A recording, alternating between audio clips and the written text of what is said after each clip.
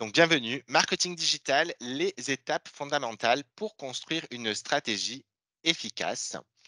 Joël, c'est à toi, je te laisse te présenter. Oui, merci beaucoup Christian. Merci beaucoup pour cette invitation et merci d'être présent. Je suis donc Joëlle Cadrieux, je suis consultante en marketing digital pour les entreprises en pleine transformation digitale. Ça fait un peu plus de 15 ans que je fais ce métier. Je le fais avec une approche qui, j'espère, plaît à mes clients, plutôt bienveillante, pragmatique et qui vise à les rendre le plus autonomes possible dans leur activité. Je suis aussi la créatrice du blog Mémé avait raison, qui est un blog plutôt laboratoire pour moi, pour m'aider à comprendre les problématiques de mes clients. C'est un blog qui informe sur les bienfaits des plantes et des produits de la ruche et des conseils d'utilisation. Voilà. Super, merci Joël. Alors, avant de rentrer dans le vif du sujet, vous voyez que vous avez un sondage qui apparaît sur votre écran. Donc, vous allez le retrouver également dans la partie conversation, hein, ou au centre de votre écran.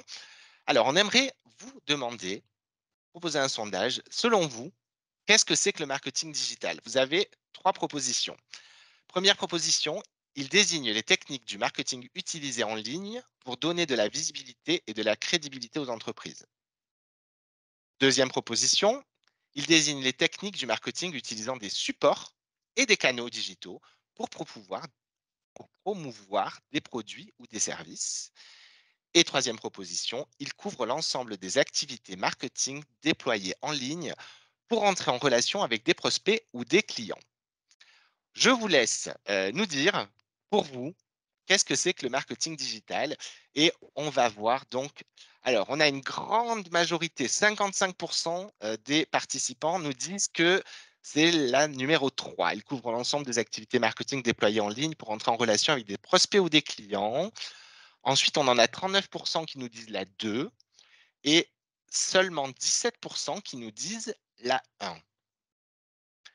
Alors Joël, est-ce que tu réponds tout de suite ou est-ce qu'on présente d'abord le sommaire? Je pense qu'on va présenter d'abord le sommaire. Qu'est-ce Oui, que tu en penses? oui, je pense que c'est une bonne chose. On commence par là. Voilà. Alors, au sommaire d'aujourd'hui, on va commencer par qu'est-ce que c'est que le marketing digital? Donc, on va répondre à la question, hein. Ensuite, pourquoi faire du marketing digital? On verra l'inbound marketing, les principaux types de marketing digital, marketing digital B2C, B2B, et enfin, la stratégie marketing digital, les étapes clés. Alors, Joël, c'est à toi, hein. Qu'est-ce que c'est que le marketing digital?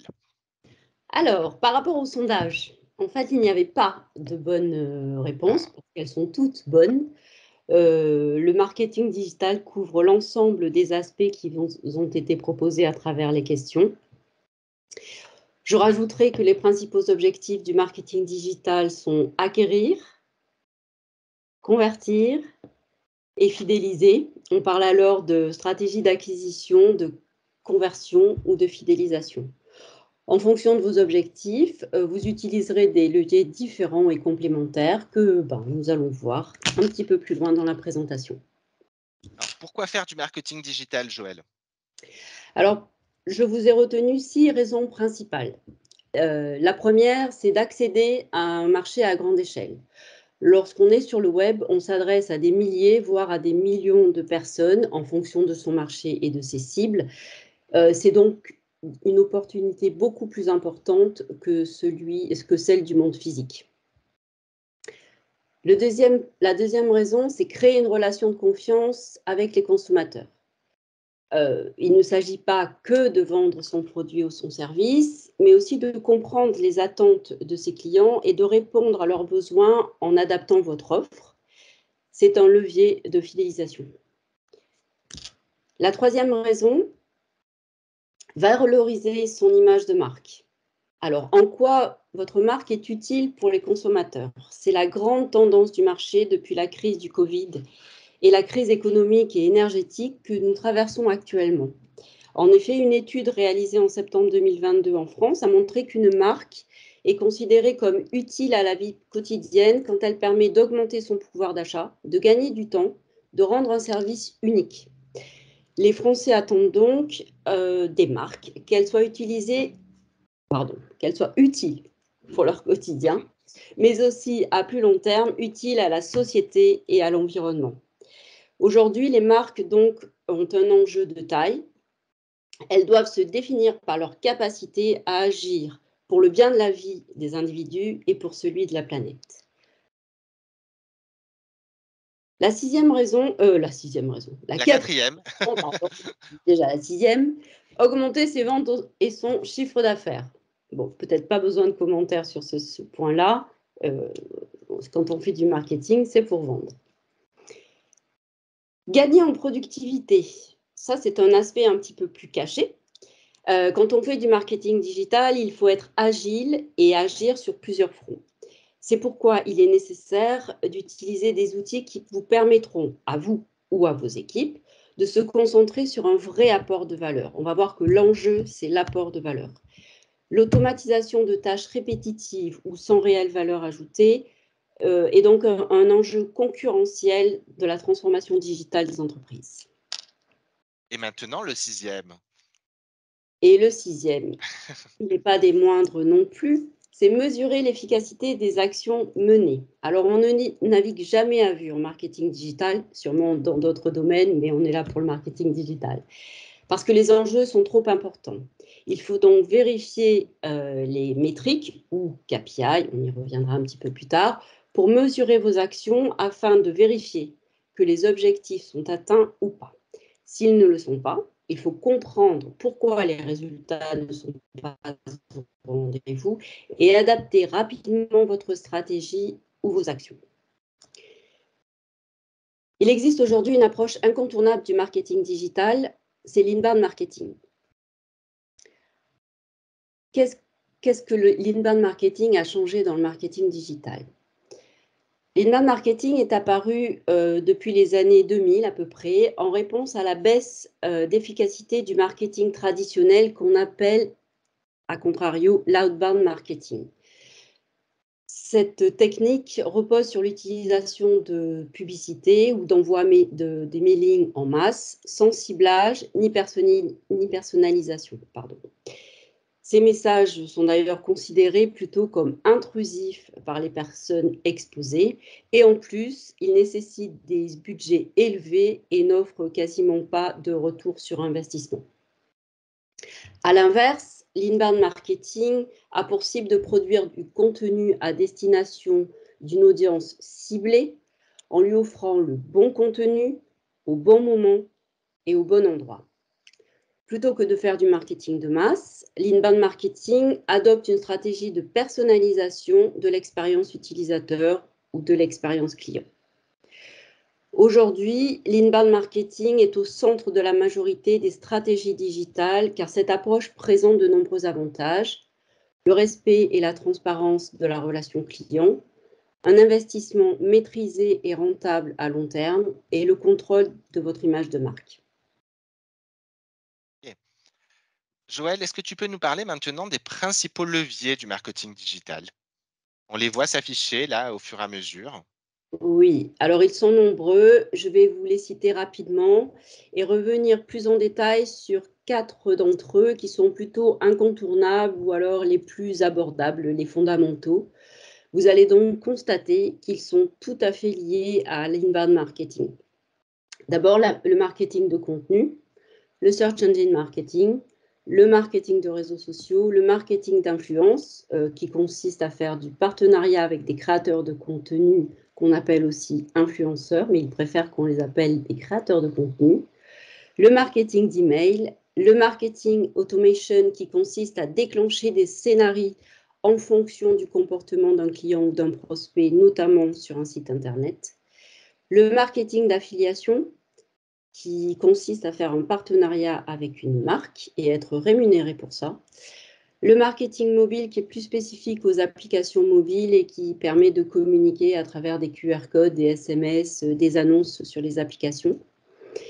Le display ou publicité d'affichage, c'est lorsqu'on achète une publicité qui s'affiche sur un site relatif à notre activité.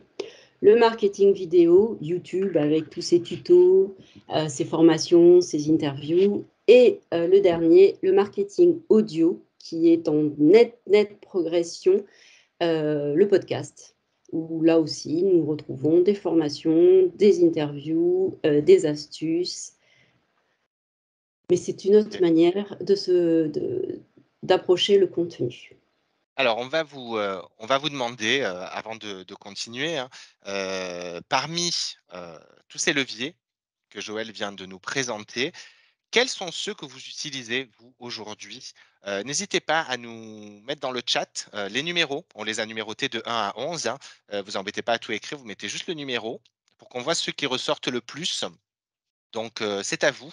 Dans la conversation écrite, on vous laisse, nous dire un petit peu ceux que vous utilisez déjà. Voilà. Alors, Nicolas nous dit le 2, donc le SEM, le 5, marketing d'email et le marketing de réseaux sociaux. OK, Stéphane, pareil pour le marketing de réseaux sociaux et publicité d'affichage display. Le 6 et le 1 pour Elina, le 3 et le 5 pour Ludivine, le 3, il ressort beaucoup, hein. Caroline, le 1, le 3, le 5, Alexandra, le 3, le 5. Donc, on est vraiment sur le 3, le 5 qui ressortent énormément. Nancy, pareil, avec le 3, le 1, le 9, le 11. Clémence avec le 1 et le 3. Patricia utilise le 1 et le 10. Aurélie, 1, 3, 5, 10. Donc, en fait, Joël, la majorité de ce qui ressort, c'est le 1, le 3, pardon, le 5, le 1 de temps en temps aussi, et un peu le 10. Voilà, c'est ce qui ressort. Avant de continuer, est-ce que tu peux nous dire, Joël, je vais les entourer, les 4 dont on va parler? Alors, on va parler du marketing de contenu, du search engine marketing, marketing de réseaux sociaux, marketing d'email. Parce que vous allez le voir, ce sont les fondamentaux. Bon, finalement, on a vu, hein, 3, 5, 1, ils y sont, hein. J'ai pas de numéro complémentaire, Nicolas, mais c'était très bien, c'était bien vu. OK, eh bien, on va attaquer alors. On y va avec le marketing de contenu, Joël? Oui, le marketing de contenu qui est très, très important lorsqu'on fait du marketing. Pourquoi? Parce qu'il contribue à construire votre image de marque tout en éduquant, en divertissant, pardon, ou en inspirant votre audience. Les contenus créés peuvent être déclinés sur les différents canaux que vous avez mis en route et adaptés à ces différents canaux en fonction de leur spécificité de consommation. On parle de consommation de contenu. Par exemple, un contenu texte que vous avez créé pour votre blog, pour votre site, peut très bien être décliné en modèle réduit, en synthèse, sur vos réseaux sociaux ou alors via un emailing dans votre newsletter. Donc, on est dans la réutilisation du contenu la plupart du temps parce que l'audience ne se positionne pas toujours au même endroit. Quels sont les prérequis pour faire du marketing de contenu? Eh bien, il faut connaître les valeurs de votre marque pour pouvoir les communiquer. Identifier les attentes de vos cibles, quelles sont leurs douleurs. On parle de marketing, de douleurs en marketing, on parle aussi d'intention. Il faut maîtriser votre offre. Il faut choisir les bons canaux de diffusion. Suivant votre activité, vous n'allez pas choisir, si vous êtes sur du B2C ou du B2B par exemple, vous n'allez pas choisir les mêmes réseaux sociaux. Vous allez aussi créer et publier régulièrement du contenu de qualité. Et enfin, choisir les bons mots-clés pour le référencement naturel. Nous allons parler de ce référencement naturel ou appelé aussi SEO. Et mesurer vos actions. Parce que ça, c'est important de savoir comment vous naviguez et surtout pas à vue. Ça, c'est pour Ouais. le marketing de contenu. On a quelques exemples, hein, je crois, ici, là. Voilà. Oui, alors je vous ai mis quelques petits exemples de marketing de contenu sur différents canaux. Vous pouvez, ça se retrouve beaucoup, on va en parler sur le B2B, proposer des livres blancs, des guides, des articles informant sur une solution, sur une tendance. Vous en faites indirectement la publicité pour votre solution ou votre produit. Vous pouvez produire des infographies. Vous pouvez travailler votre emailing en donnant des informations sur un sujet qui préoccupe votre cible et qui est en lien avec votre activité. Vous pouvez diffuser des posts sur les réseaux sociaux tels que LinkedIn pour les pros ou alors sur Instagram, sur Facebook. Et enfin, vous pouvez produire des articles de blog sur votre blog. Super. Merci beaucoup, Joël. Léa a posé une question hein, dans le chat. On a demandé un petit peu à nos participants si c'était plutôt B2B ou B2C. C'est plutôt moitié-moitié. On a pour l'instant dans les réponses, voilà, on a un peu des deux. Donc, intéressant de savoir que vous êtes aussi bien B2C que B2B aujourd'hui parmi nous. Et on va continuer donc avec le Search Engine Marketing, SEO. Alors, Qu'est-ce que c'est que ce nom barbare, Joël? alors, le Search Engine Marketing regroupe deux grands piliers, le SEO et le SIA. On va commencer par le SEO. Le SEO, c'est le Search Engine Optimization. On parle aussi de référencement naturel ou de référencement organique.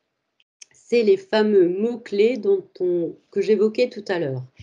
Ça correspond aussi aux recherches que vous réalisez sur Google, par exemple. Enfin, la plupart du temps, c'est Google. Donc, ils permettent d'identifier votre site sur les moteurs de recherche par les internautes. C'est un levier qu'on dit gratuit, contrairement au SIA, qu'on verra un petit peu plus tard, mais pourtant, il nécessite beaucoup de travail. On parle de 3 piliers autour du SEO. Le premier, c'est la technique. Il faut respecter les règles énoncées par Google. Il échange régulièrement pour brouiller les pistes. Le contenu, il doit correspondre aux intentions de recherche de vos cibles. Et enfin, le netlinking, alors c'est un petit mot barbare, ça consiste à être référencé sur d'autres sites, que votre site soit référencé par d'autres sites pour asseoir votre notoriété auprès de Google. C'est l'ami de mon ami et mon ami. Si Google check que vous avez beaucoup de liens vers votre site par des sites référents, bah, il va augmenter votre notoriété sur ces résultats de recherche. On a des exemples là. Ouais, on a des exemples. En fonction de l'intention, effectivement, ce que je voulais vous montrer là, c'est que Google, grâce à ses algorithmes, pressent, si on peut le dire comme ça, quelle est l'intention de l'utilisateur. Donc, il va soit mettre en avant la partie actualité, soit la partie shopping, s'il sent que c'est un achat, soit la partie vidéo, si par exemple c'est un tuto. Donc, ce n'est pas quelque chose qu'on repère le plus facilement, mais lorsque vous recherchez une information, votre intention est perçue par Google et son rôle, c'est de vous présenter le meilleur contenu qui correspond à votre recherche. Comment on fait du SEO? Je vais vous donner quelques axes. Je voudrais juste arrêter, Joël, pour dire pour poser la question que je t'ai posée quand on préparait ce webinaire. En fait, je te disais, mais pourquoi tu me parles que de Google? Est-ce que tout passe par Google? Et tu m'as répondu. Alors, il faut être honnête, en France aujourd'hui, Google, il est quand même sur c'est 98% du marché, mais il y en a d'autres. Mais il faut savoir qu'en fait, ce que tu m'as dit, hein, et si ce n'est pas correct, tu me reprendras, mais je ne pense pas. Les autres fonctionnent de la même façon. Donc, on sait, voilà, on a posé Google parce que c'est l'acteur majoritaire, mais les autres fonctionnent de la même façon. On est d'accord, Joël? C'est bien ça? Oui, c'est ça. OK. Le plus élaboré, c'est Google. Et comme il représente 98% du marché, il vaut mieux que vous respectiez les règles de Google, sachant que pour les autres moteurs de recherche, on est à peu près sur le même fonctionnement. Super, merci. Donc pour faire du SEO, c'est gratuit certes, mais ça demande pas mal de travail, pas mal d'investissement d'efforts et de contenu. Donc il faut être régulier, patient et respecter les règles des 3 piliers, car Pour obtenir de bonnes positions et donc du trafic sur votre site, cela prend du temps. Lorsque vous allez publier, par exemple, un article sur votre blog avec des mots-clés choisis, il ne faut pas qu'il soit bourré de mots-clés non plus, mais avec les mots-clés principaux des intentions de recherche, le temps que votre page soit indexée, visitée, que Google comprenne les réponses que vous apportez à des questions que se posent les internautes, ça va prendre du temps. Donc, le SEO, c'est sur du long terme. Il faut compter entre 6 et 1 an avant que votre article soit bien positionné. Il y a d'autres facteurs, mais si vous avez bien travaillé vos piliers, technique, contenu et netlinking, vous avez de bonnes chances d'apparaître dans la première page de résultats, puisque c'est l'objectif de toute publication de contenu par rapport à Google. Ce que je voulais vous dire aussi, c'est que pour faire du SEO, vous pouvez utiliser des outils spécifiques, gratuits ou payants. Ils sont nombreux, ils nécessitent de l'apprentissage. Il vous faut à minima quand même comprendre le fonctionnement du SEO pour pouvoir bien gérer votre rédaction.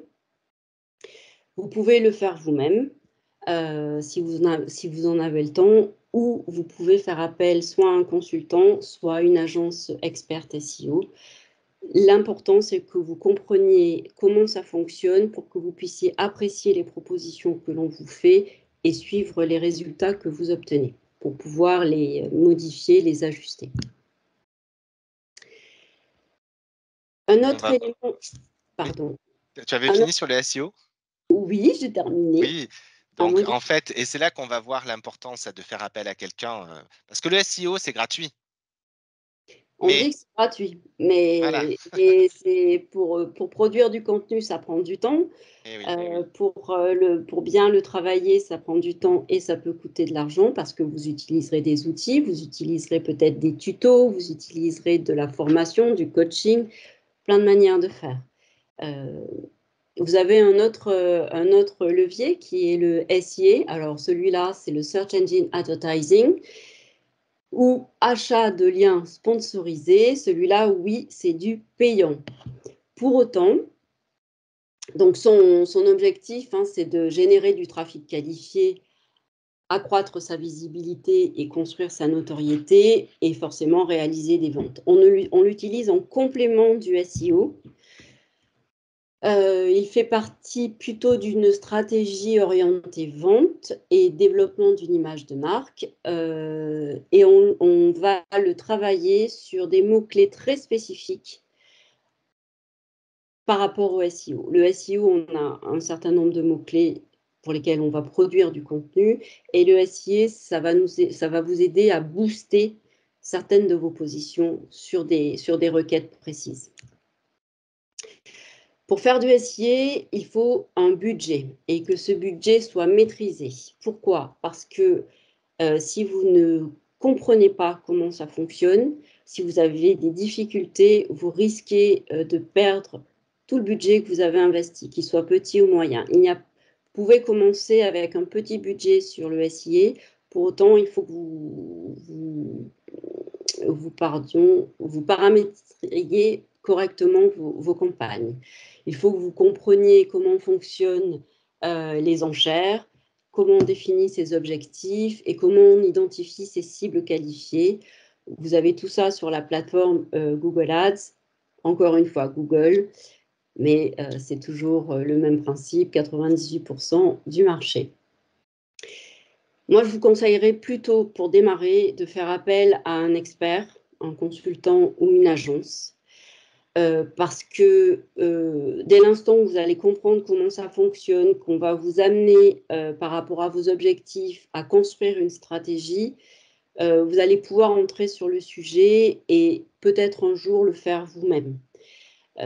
Il vaut mieux que vous soyez accompagné parce que c'est vraiment touchy. Je vous parlais tout à l'heure de budget. Lorsqu'on met en place une campagne qui est mal calibrée, ça peut vous coûter assez cher, ça peut vous coûter votre budget et ne pas vous rapporter grand-chose. Donc ça peut générer de la déception, et de la perte de revenus potentiels, en tout cas. Voilà, donc le SIA à manipuler avec précaution. Avant de continuer sur le SIA, hein, on n'en a pas terminé. On a des petites questions dans le chat, Joël. Je pense que ce serait intéressant d'y répondre. Nancy nous demande comment on identifie les mots-clés. Alors, comment on identifie les mots-clés? Alors, vous avez plein de manières différentes. On va commencer par les gratuites. Les gratuites, c'est lorsque vous tapez une requête. Alors, une requête, c'est un ou plusieurs mots-clés. Par exemple, partir en voyage, voyage en Italie, par exemple. C'est une requête. Vous avez une intention derrière. Et en fait, quand vous tapez ça dans Google, vous avez une liste d'autres recherches qui ont été faites, qui apparaissent sous la vôtre. En tout cas, quand vous êtes en train de la taper. Et là, vous pouvez déjà voir si les mots que vous utilisez sont les mêmes. En tout cas, quelles sont les intentions sur le même principe qui sont exprimées. Vous pouvez déjà relever des mots-clés. En fin de première page ou en fin de page de résultats, vous avez aussi des requêtes qui sont proposées par Google parce qu'en fait, il a déjà récupéré un certain nombre d'informations et il sait que lorsqu'on cherche partir en voyage en Italie ou voyage en Italie, il y a d'autres recherches qui sont faites et qui pourraient vous intéresser. Donc ça aussi, c'est un moyen d'avoir quelques mots-clés. Après, vous avez des outils gratuits ou payants qui sont plus ou moins puissants, qui vous permettent d'aller chercher les mots-clés qui correspondent. Je pourrais vous donner une liste dans le chat où je les confierai à Christian qui pourra vous les envoyer. Ou ils pourront même te le demander directement, hein. Voilà, vous pouvez demander directement, vous aurez mes coordonnées, je serai ravie de vous détailler cette partie-là. Alors, on a une autre, quelque chose d'hyper intéressant, je trouve, de Caroline. Je vais te lire ce qu'elle écrit. Ce qui est important de comprendre, je pense, c'est que le SEA est payant, mais si on ne paie plus, alors on n'apparaît plus dans le moteur de recherche. Là où le SEO demande plus de travail au départ, mais plus stable à long terme. Qu'est-ce que tu en penses de ça? Je suis globalement d'accord. En fait, quand vous payez pour une campagne, elle a une durée donnée. Vous dites, je paye pendant 3 mois. Et lorsque vous vous arrêtez, donc vous allez booster votre trafic, ça va être acquis. Et lorsque vous ne payez plus, forcément que la campagne s'arrête. Mais l'idée, c'est que vous avez acquéri du Acquis. trafic, vous avez acquéri un peu plus de notoriété et ça, Google ne l'oublie pas. Pour autant, le SEO reste le pilier fondamental que vous devez travailler parce que celui-là, il se travaille à long terme et il est beaucoup plus stable que le SIA. Le SIA, on s'en sert pour booster une offre, une nouvelle offre, pour booster une vente, pour booster un service, pour booster sa notoriété, mais ça reste un accélérateur. Il ne faut pas faire du SIA à long terme. Ça ne sert à rien, parce qu'à un moment, vous pouvez avoir acheté des mots-clés, mais votre SEO s'est bien positionné sur ces mots-clés, donc ça ne sert à rien de payer des mots-clés sur lesquels vous êtes bien positionné en SEO. Ça fait partie de la stratégie SEO. On ne choisit que des mots-clés sur lesquels on n'est pas vraiment bien positionné ou pas positionné du tout. C'est une complémentarité. Super. J'espère que j'ai répondu, Ouais. Caroline. J'ai alors Nancy qui rajoutait, mais je pense que tu as répondu: «Pas de bons résultats SIA si pas de bons SEO». Est-ce vrai? Et Nicolas qui disait: «Ça dépend». Non, Réponse d'un expert SEO. non. On peut faire du très très bon SEO et du mauvais SIA, mais je le répète, c'est complémentaire.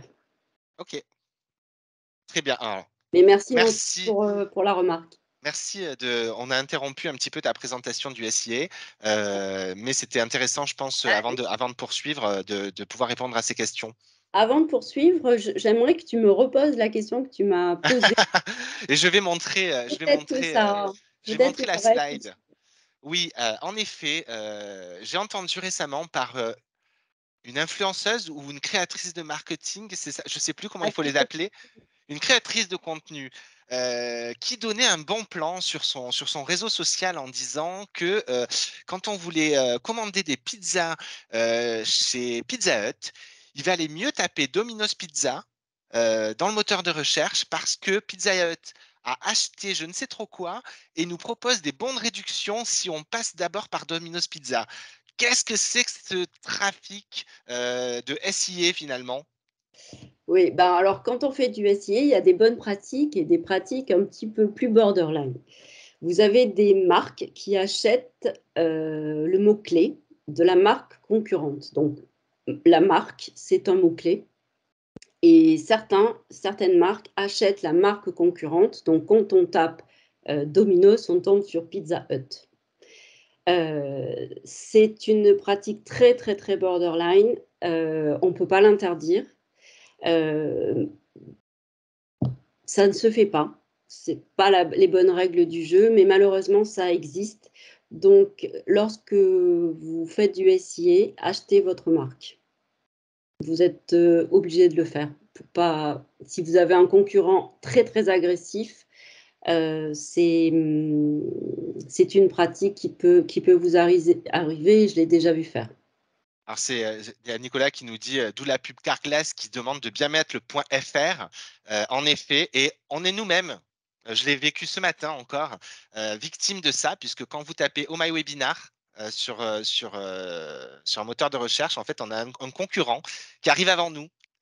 Donc voilà, c'est pas très cool. Oui. En tout cas, vous pouvez taper le nom de nos concurrents, nous on n'arrive pas avant eux. Ouais, moi, ça Heu, m'est arrivé aussi et je me suis fait avoir, comme un bleu, hein. Je tapais, Kitok, peut-être que vous connaissez, hein, c'est le oui, service de livraison de produits frais. Et en fait, HelloFresh avait acheté le nom de la marque Kitok et comme j'étais persuadée de tomber sur Kitok en premier, j'ai cliqué et je me suis retrouvée sur HelloFresh et bien sûr, j'ai pas calculé que je m'étais fait avoir. Mais donc voilà, c'est une pratique, très, très, très borderline. c'est surtout que Conseil de la faire, en c'est pas en cool pour, ouais, déjà, c'est pas cool pour la marque concurrente, mais je pense qu'en tant que consommateur, en plus, on se sent floué. C'est-à-dire ouais, qu'on s'aperçoit assez vite de la vous supercherie avez une très, finalement, hein. très mauvaise image de marque. OK. Eh bien, on va pouvoir continuer avec quelque chose de très actuel quand même, le Les marketing réseaux de réseaux sociaux, sociaux. Ah bah oui, oui, là, vous êtes nombreux à les utiliser. Donc, je pense que je vais vous donner quelques informations que vous connaissez, mais peut-être qu'on va les compléter. Donc, les réseaux sociaux offrent la possibilité de dialoguer avec ses clients, ses prospects et de comprendre leurs attentes. C'est un des principaux intérêts des réseaux sociaux. Beaucoup de marques, d'ailleurs, les utilisent pour présenter leurs produits ou services, communiquer sur leurs valeurs, inbound marketing, leur engagement, donner des conseils, co-développer un produit, ça existe aussi, ou voire même gérer leur SAV. Certains utilisent Twitter pour gérer leur SAV. Sur les réseaux sociaux, les marques s'appuient sur la viralité des publications pour favoriser les interactions proposées par les médias. Je pense que vous savez tous à peu près que les interactions ont des valeurs, des pondérations différentes en fonction des algorithmes des réseaux sociaux. Et on voit beaucoup aujourd'hui les marques demander à ce que les personnes commentent, partagent, parce que ça a un poids beaucoup plus important en termes de viralité, de diffusion de leur contenu, de leur post. Donc là aussi, comme pour Google, sur les réseaux sociaux, chacun a ses algorithmes de diffusion, de viralité, et il faut les connaître pour jouer avec ça. Je parle bien de jouer, parce que oui, ce sont des contraintes, il ne faut pas forcément les voir comme un frein. Il faut bien les apprendre, bien les connaître pour pouvoir jouer avec ça. Et chacun des réseaux sociaux, pardon, a une spécificité et bien entendu trouble les pistes régulièrement en mettant à jour leurs algorithmes. Comment utiliser les réseaux sociaux lorsqu'on est une marque? Là, je vous ai donné quelques exemples, je vais y revenir. Lorsqu'on démarre dans les réseaux sociaux, il faut identifier ceux celui ou ceux qui sont le plus adaptés à votre offre, à votre audience et la manière dont ils fonctionnent. Quand on débute, donc, il est préférable de se concentrer sur un ou deux réseaux sociaux, pardon, je vais y arriver, plutôt que de multiplier le nombre de plateformes. Pourquoi? Parce qu'en fait, vous devez publier très régulièrement.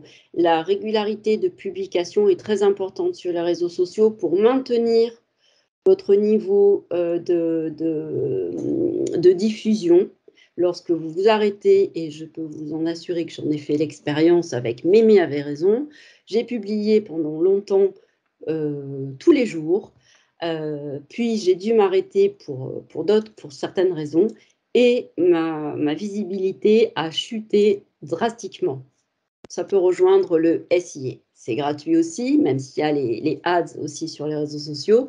Mais si vous arrêtez le flux de publication, votre notoriété baisse. Donc, ça veut dire que quand on fait des réseaux sociaux, on est aussi amené à être régulier, à avoir de la créativité et d'être disponible, notamment lorsque l'on poste, pour répondre aux commentaires et pour faire monter la sauce, monter la mayonnaise, pour que là aussi votre post soit diffusé le plus longtemps possible et au plus de gens possible.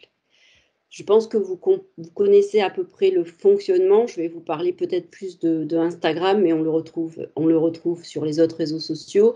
Lorsque vous postez votre publication, elle est d'abord présentée à vos abonnés, à une partie de vos abonnés. Si ces abonnés réagissent, interagissent, et non pas qu'avec un like, parce que le poids du like ne vaut plus rien aujourd'hui, lorsque vos abonnés réagissent, l'algorithme ouvre aux autres abonnés. Et lorsque tous ces abonnés réagissent, l'algorithme commence à ouvrir à des personnes qui ne sont pas vos abonnés. Donc, l'intérêt, et on le voit sur les exemples que je vous ai donnés, on pourra les revoir tout à l'heure. Je peux vous les remettre, ils sont là. Merci. On voit aujourd'hui que les marques utilisent beaucoup, demandent beaucoup à ce qu'on commente, à ce qu'on partage, à ce qu'on enregistre, parce que ça nourrit la diffusion la plus large possible pour leur poste. Donc, J'ai une question, Joël. ouais, excusez-moi, je revois mes notes parce que je ne voudrais J'ai une pas question. oublier certaines. Moi, oui. On voit les principaux réseaux sociaux là sur cette slide, et la question c'est alors, Léa a posé, la question. N'hésitez pas à répondre, hein, sur quels réseaux sociaux êtes-vous présent? Donc on a quelques réponses déjà. Mais moi je me pose la question de savoir comment je choisis mon ou mes 2 réseaux sociaux pour commencer? Parce que entre Facebook, Instagram, Snapchat, LinkedIn, Twitter, TikTok, qui sont les principaux aujourd'hui, hein, il y en a d'autres, hein, bien évidemment. Comment je fais pour choisir, l'un ou l'autre? Pourquoi LinkedIn plus que Instagram? Pourquoi TikTok plus que Facebook? En Alors, fonction de quoi je choisis ça? je vous donnerai peut-être trois raisons principales pour faire ces choix. La première, c'est votre offre. Quel est le produit ou le service que vous proposez et à qui? Est-ce que vous êtes sur du B2B? Est-ce que vous êtes sur du B2C? Alors, il ne faut pas non plus cloisonner le B2B. Lorsqu'on a un comportement professionnel, on a le comportement du particulier, du B2C, qui est intrinsèque. On ne change pas de cerveau lorsqu'on passe de son bureau à son appartement, par exemple. On a des réflexes. Pour autant, on ne va pas consommer le contenu sur les mêmes réseaux sociaux parce qu'on recherche des choses différentes. Donc, votre offre et où se trouve votre audience? Quels sont les réseaux sociaux sur lesquels elle va chercher de l'information? Ensuite, il y a la partie production. Lorsque vous produisez un post sur Instagram ou Facebook, par exemple, il faut que vous créez l'image, il faut que vous créez la partie commentaire. Donc ça demande déjà du travail. Et quand vous voulez être sur... Et vous devez être aussi présent pour répondre au moment du post et au moment des commentaires. Parce que tout se joue, pour certains, dans les 10 minutes, les 5 minutes après la publication du post. Ensuite, en termes de production de contenu, lorsqu'on est sur TikTok ou sur la partie Reels d'Instagram, il faut pouvoir produire des vidéos. Il faut pouvoir, même si elles sont courtes, il faut avoir le réflexe de faire sa vidéo, il faut bien la monter, il faut qu'il y ait des hashtags, enfin, il y a tout un travail à faire. Donc, posez-vous la question de savoir le temps que vous allez pouvoir y consacrer. Par expérience, pour Mémé avait raison, moi j'étais sur Instagram, Facebook et Pinterest. Parce que lorsque je produisais un post, la création de l'image, la création du contenu, je pouvais le décliner très facilement sur les 3 réseaux sociaux. Donc, lorsque je créais pour un, après, la manière de décliner me prenait beaucoup moins de temps que si je faisais de la vidéo d'un côté, du post de l'autre, du Reels sur un autre, parce que je n'avais pas les moyens de faire ça. Donc, posez-vous les questions de est-ce que je vais pouvoir être au rendez-vous? Est-ce que j'ai les moyens de le faire? C'est pour ça que je vous disais tout à l'heure, commencez par 1 à 2 réseaux sociaux sur lesquels vous allez pouvoir décliner vos contenus et voir ce que ça donne. Et petit à petit, quand vous allez être plus à l'aise, quand vous allez comprendre comment ça fonctionne, comment les personnes réagissent par rapport à vos posts, vous allez pouvoir ouvrir sur d'autres types de formats. Est-ce que j'ai répondu à ta question? Oui, oui, complètement. Merci beaucoup, merci beaucoup. Alors, il y a Emeline qui nous demande si on peut faire un zoom sur Pinterest. On c'est pas c'est malheureusement, aujourd'hui, on va pas pouvoir, c'est compliqué, on a encore plein de choses à vous dire. D'ailleurs, on va passer au marketing, d'email, Joël? Oui, Ou est-ce que tu voulais encore rajouter quelque chose sur le je marketing voulais des juste réseaux sociaux? compléter par rapport à justement à la question qui a été posée. Lorsque vous vous lancez dans les réseaux sociaux, il faut que vous anticipiez les sujets. Là aussi, il faut choisir les sujets, il faut être au bon endroit, au bon moment aussi, par rapport à l'actualité, par rapport à votre offre. Il faut avoir un planning de publication pour pouvoir publier régulièrement. Il faut que donc vous créez des posts avec des outils. Alors peut-être que vous connaissez Canva.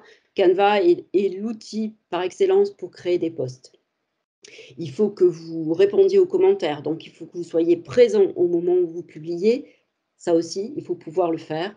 Et ensuite, il faut suivre ces résultats, toujours pour savoir où vous en êtes, quel est le poste qui a le mieux marché, celui qui a le moins marché. Essayez de comprendre pourquoi. Est-ce qu'il y a des heures sur lesquelles les postes fonctionnent mieux que d'autres, des jours, des périodes, pour que vous puissiez ajuster votre travail sur les réseaux sociaux. Alors juste pour répondre à Emeline, qui demandait donc qu'on fasse un zoom sur Pinterest, si le sujet vous intéresse, je on est tout à fait enclin à faire un webinaire uniquement sur les réseaux sociaux et peut-être les développer, voilà, heu, Pinterest, Facebook, Instagram, TikTok et cetera. Aujourd'hui, malheureusement, on ne pourra pas et Caroline nous dit: «Comment je peux être au rendez-vous face à mon concurrent qui a davantage de temps que moi?» Et je pense que la solution, je la connais un petit peu, hein. C'est, ce qu'on appelle un community manager, hein. C'est que quand nous-mêmes, on n'a pas le temps, bah, c'est comme tout à l'heure, on vous disait, si quand vous avez un budget à mettre sur votre SIA, ne le mettez pas n'importe comment, faites appel à un expert. Mais là, c'est pareil, en fait, hein, j'ai envie de vous dire, si vraiment c'est votre intention, il faut aller vers un community manager dont c'est le métier, qui va le faire de façon beaucoup plus efficace, en beaucoup moins de temps, mais certes, qui va coûter un peu d'argent. Voilà.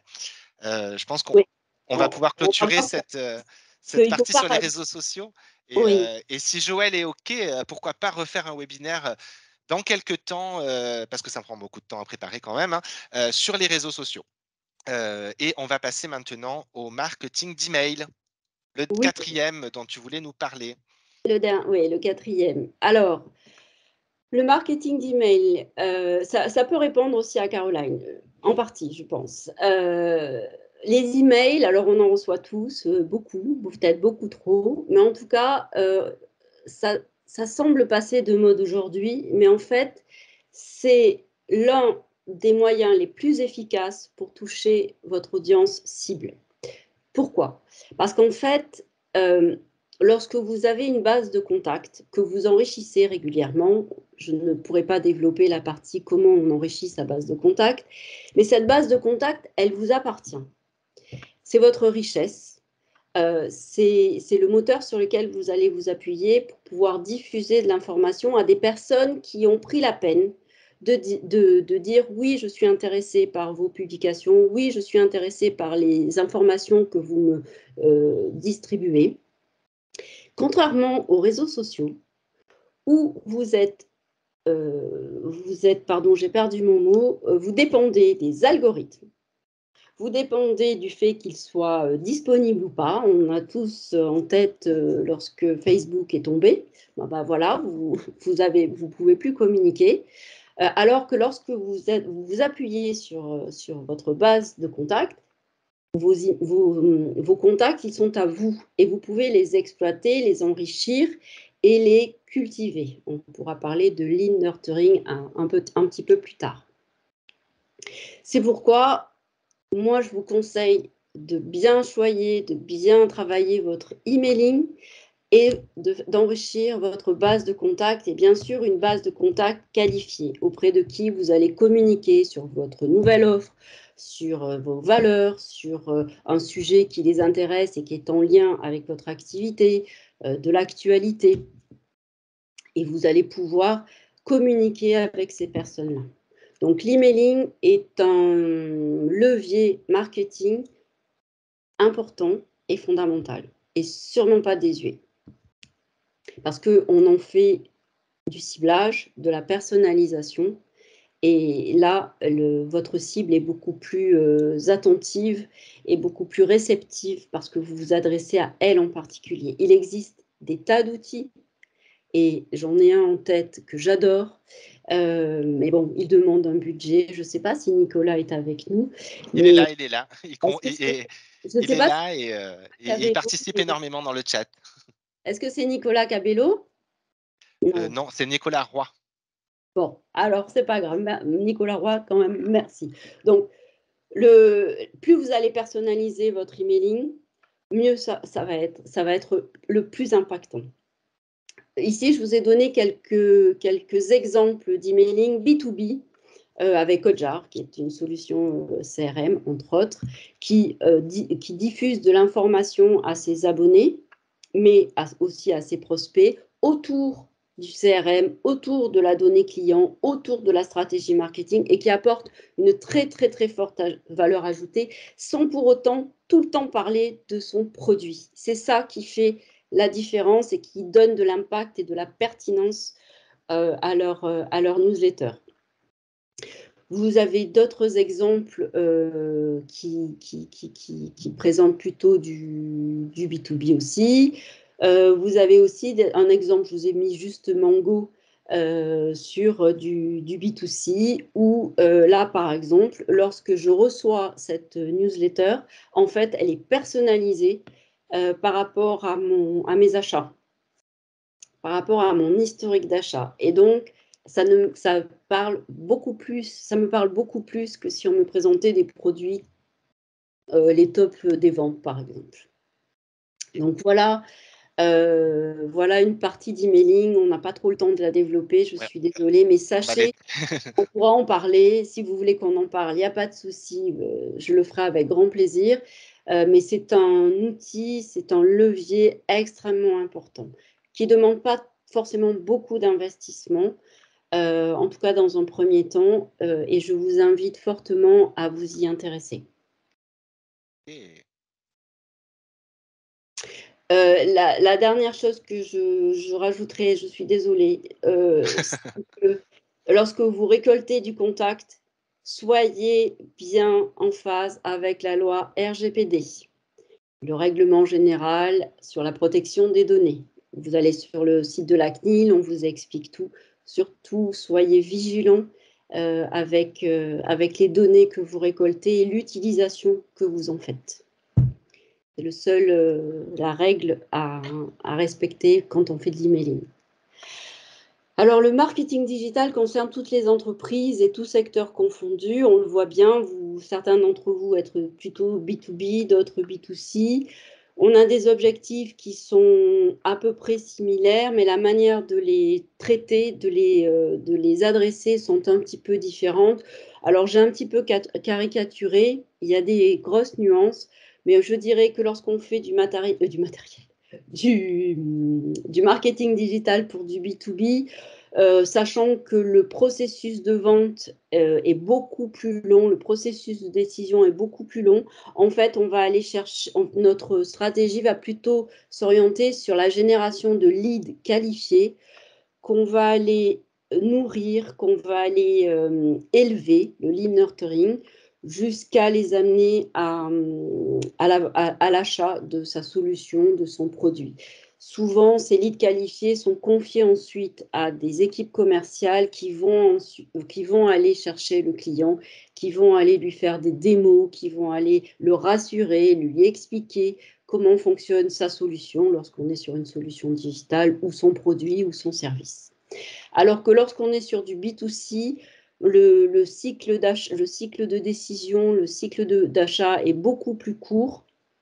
On va aller chercher de la vente et du nouveau client. Donc, on va utiliser des leviers et des canaux un petit peu différents et on va les manipuler de manière différente. Mais on est toujours communément sur rechercher du client à court ou long terme, mais en tout cas, on est là-dessus. Donc, on utilise à peu près les mêmes leviers, mais on les utilise sur des canaux différents, avec des mots-clés différents et avec un contenu un peu différent. Voilà. Alors, on va Je peut-être ne vais passer pas voilà. On là. va peut-être passer aux étapes clés maintenant de la stratégie Oui. marketing digital, rapidement, parce qu'il ne nous reste pas beaucoup de temps. Ah là là. Ah là là. Mais Alors, ils auront toujours la possibilité de revenir vers toi pour développer, Joël.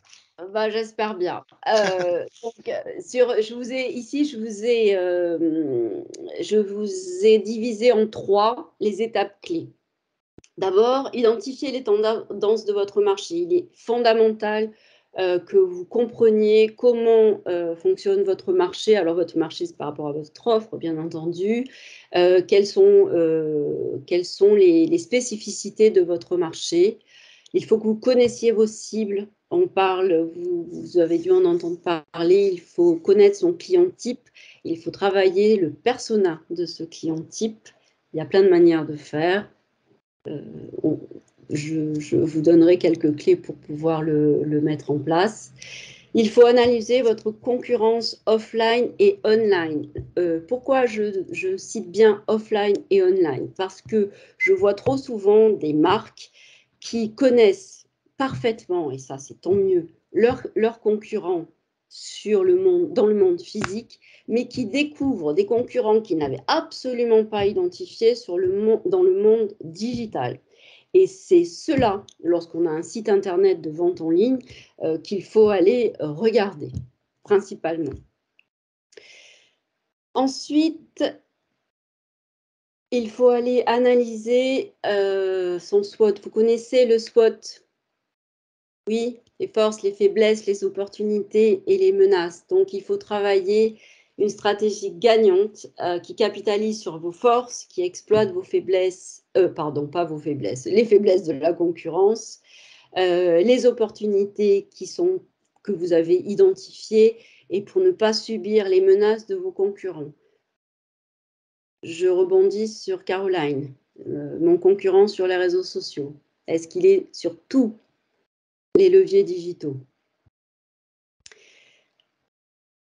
Un autre point, le marketing mix, les 4 P.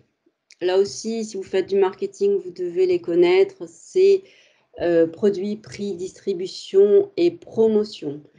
C'est une véritable recette du développement de votre activité. Utilisez ce modèle pour structurer votre approche et vous poser les bonnes questions pour pouvoir adresser votre offre aux cibles. Sur la partie 2, on vient sur la partie 2. Une fois que vous avez fait tout ça, il faut que vous définissiez vos objectifs stratégiques. Alors là, on parle de méthodologie SMART, spécifique, mesurable, actionnable, réaliste et temporel. Il est inutile et très laborieux et vous allez vous épuiser à définir des objectifs inatteignables. Donc, à chaque fois que vous fixez un objectif, il faut que vous puissiez vous poser ces questions-là. Quel est cet objectif? comment je vais mesurer sa pertinence et ses résultats, pendant combien de temps je vais l'actionner et dans quelle mesure je suis capable de le mener à bien. Ensuite, une fois que vous avez vos objectifs stratégiques, il faut que vous les décliniez en stratégie opérationnelle à travers un plan d'action. Ce plan d'action, ça permet de définir des tâches spécifiques. C'est un exercice essentiel pour dérouler votre stratégie et suivre les résultats de votre stratégie. C'est dans ce plan que l'on note les ressources dont on a besoin. Alors, quand on dit ressources, ça peut être des ressources humaines, ça peut être des outils, ça peut être des expertises, ça peut être et tout le budget qui va avec.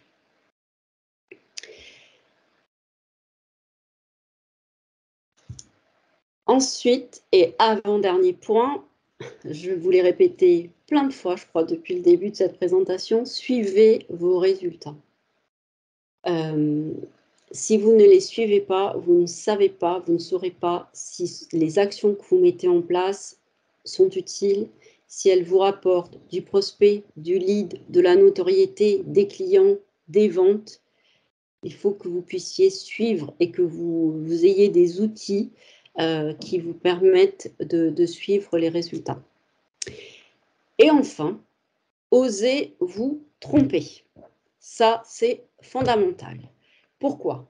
Parce que quand vous allez mettre en place tout ça, il y a des choses avec lesquelles vous serez beaucoup plus à l'aise parce que c'est votre métier de base, parce que vous êtes appétent, parce que vous avez des facilités. Et il y en a d'autres, je pense notamment au SIA, au SEO, qui vont être un petit peu plus laborieuses. Pour autant, je vous invite à tester, apprendre, recommencer encore et encore. Surtout, ne perdez jamais de temps. Ça n'a pas donné les résultats que vous aviez escomptés. Analysez pourquoi. Trouvez les solutions, les axes d'amélioration et mettez-les en œuvre. Parce que quoi que vous fassiez, vous aurez des résultats, qu'ils soient bons ou mauvais. Ce n'est pas un échec, ce n'est jamais un échec, c'est un apprentissage. L'essentiel, c'est que vous appreniez, que vous compreniez et que vous soyez très réactif, très agile pour tester de nouvelles choses jusqu'à ce que vous ayez la recette qui soit pertinente pour vous, pour votre activité et pour votre marché et pour vos clients. Je voulais vous dire quoi encore? Ah oui, si vous avez besoin d'être guidé, parce que là, on a bien conscience, Christian et moi, que l'on vous déverse beaucoup d'informations, j'ai mis à votre disposition sur mon site internet un guide beaucoup plus complet avec des conseils et des exercices pour construire pas à pas et concrètement votre stratégie digitale. Je vous invite à aller le regarder, le télécharger, voir s'il y a des éléments qui vous apportent des réponses, qui vous aident. Et si jamais vous avez besoin d'informations complémentaires, de mieux comprendre certains aspects, ou si vous avez une problématique qui vous embête, sur laquelle vous n'arrivez pas à avancer, je vous propose de me contacter. Aujourd'hui, je mets en place des rendez-vous d'une vingtaine de minutes gratuitement. Il n'y a pas d'engagement. On est là pour échanger, pour qu'on trouve ensemble, je l'espère, en tout cas c'est ce qui se passe la plupart du temps, de déminer certains blocages que vous auriez, vous donner quelques axes d'action concrètes ou des outils, des méthodologies qui peuvent vous faire avancer. Donc, n'hésitez pas à consulter ce document et ce guide ou alors à prendre contact avec moi. Je vous accueillerai avec plaisir et bienveillance. Il n'y a pas de mauvaises questions. Il y a juste des petits soucis que vous avez au quotidien et mon travail, mon rôle, mon expertise, c'est de vous aider à trouver la voie, la bonne voie, celle qui vous correspond et qui vous rapporte des résultats. Voilà. Merci beaucoup, Joël. Alors, avant de terminer, comme vous en avez l'habitude, pour ceux qui ont déjà fait des webinaires avec nous, Je vais vous proposer, d'ouvrir vos caméras. Donc là, vous avez la possibilité d'ouvrir vos caméras pour qu'on puisse faire une jolie photo de groupe. Donc je vais arrêter le partage. Hop, voilà, comme ça, je vous ai toutes et tous. Donc n'hésitez pas, hein, allez-y, ouvrez vos caméras. Je vais aussi arrêter la mise en évidence de Joël. Voilà. Bonjour Alexandra, ça fait plaisir de te voir. Bonjour Nancy, Nancy. enfin. Bonjour, bah, allez-y, n'hésitez pas à ouvrir vos caméras, qu'on puisse faire une jolie photo de groupe. Et ensuite, je vais vous donner les quelques dernières informations. C'est bon, tout le monde a allumé sa caméra. Je vais pouvoir faire une belle photo. Regardez bien en face de vous. Bonjour Patricia. Hop, merci beaucoup. Allez, souriez. 3, 2, 1, clac. C'est dans la boîte. Hop, je l'enregistre. Tac, voilà. Tac. Hop, la photo est enregistrée. Merci beaucoup. Ah ben, j'ai Nganou aussi qui était apparu. Alors, pour terminer ce webinaire, je vais vous envoyer 2 petits sondages, dans le module de conversation ou en face, hein. Donc déjà, est-ce que vous avez apprécié ce webinaire? Vous avez la possibilité de le noter avec des jolis petits cœurs. Ça va de 1 à 5. Donc je vous laisse nous répondre. La parole est à vous. Et ce qui est important, parce que vous nous en avez beaucoup parlé, n'hésitez pas, un deuxième sondage, sur quel thème voudriez-vous que nous organisions de futurs webinaires? Donc allez-y, lâchez-vous et on fera tout ce qu'on peut pour vous proposer de futurs webinaires.